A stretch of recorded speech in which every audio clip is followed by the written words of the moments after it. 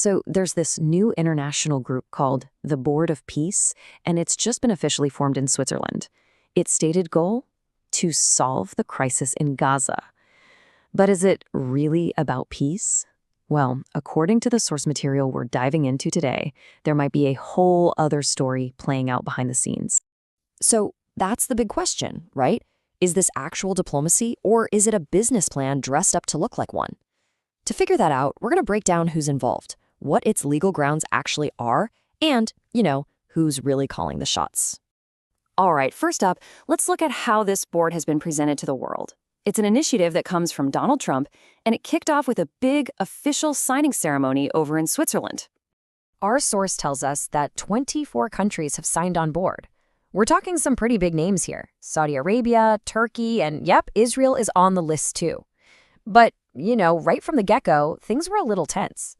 For instance, the Israeli prime minister, he was a no-show at the signing ceremony. Kind of makes you go, right. But here's where it gets really interesting. It's not just about who's on the board. It's about who's missing. And our source points to one, let's just say, critical omission. An absence so big, it kind of calls the whole purpose of the board into question. And yeah, that massive absence, it really gets to the heart of the paradox here, the central contradiction of this so-called Board of Peace. So let's dig into that guest list a little deeper.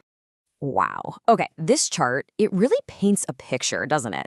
The source lays out a pretty shocking fact. You look across the entire organization, the main board, the executive committee, even the special committee that's supposed to be for administering Gaza, and you find zero, absolutely zero, Palestinian representatives.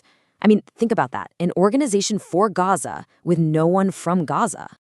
And it's not just the Palestinians who are missing. Our source says that out of the 50 countries that were invited, a whole bunch of them, including heavy hitters like France, Russia, and China, either said no thanks or just ghosted the invitation completely. That right there throws a pretty big shadow over the board's claim to be a legitimate international body. Okay, so you've got shaky international support. What about its legal footing? Is this thing even legitimate?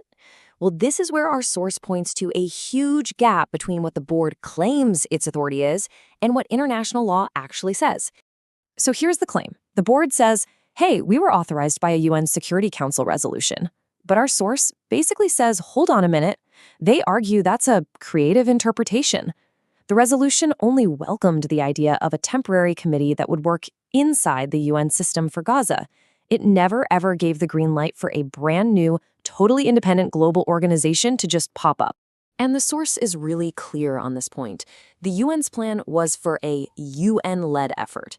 The idea was never to create some new global entity that exists outside the UN's rules where you can basically buy your way in. It's just not what the resolution was about.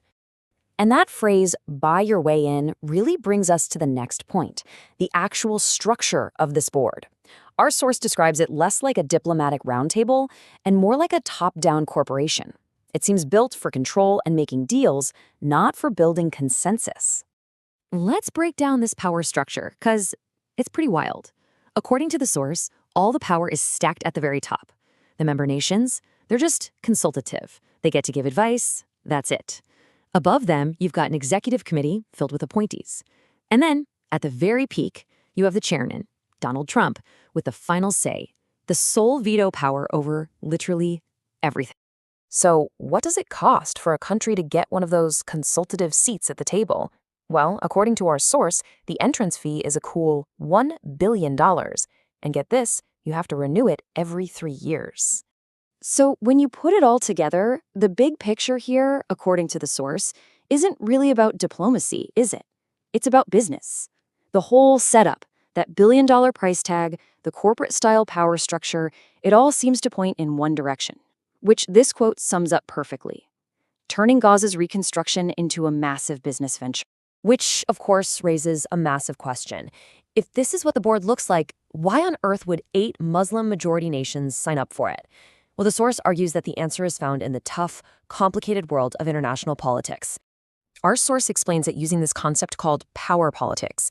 It's basically the idea that in international relations, countries often make decisions based on what's practical and what protects their own power and interests, not just on what they believe is right.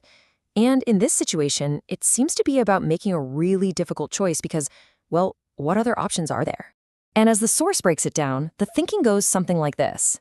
If they walk away, they're essentially just handing the whole thing over to US and Israeli interests, period. Since they don't have another plan on the table to help the Palestinians, joining is seen as the only way to get a seat at the table, even if that seat is wobbly, and to at least keep Trump talking to them.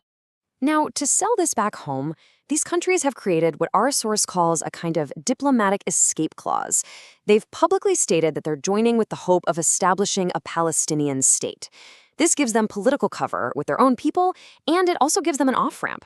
If that goal isn't met, and let's be real, they know it's a long shot given the current US and Israeli stance, they have a reason to walk away. So, at the end of the day, our source leaves us with a really powerful question to think about. Are we looking at a brand new model for making peace? Or are we looking at a brand new way to make money off of conflict? The answer, it seems, is going to play out in this very complex mix of power, politics, and profit that is just getting started.